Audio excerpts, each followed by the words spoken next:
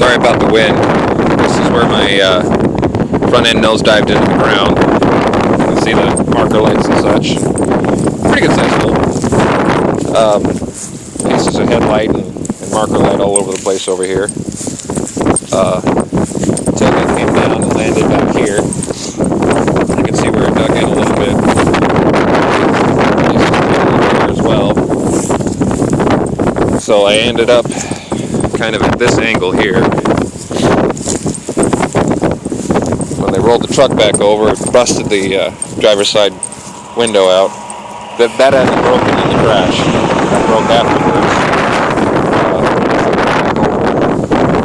afterwards. We've cleaned up a lot of the debris, and as far as I can tell, most of my tools. I don't know what got launched where, but yeah, made it from that to there before I hit the ground.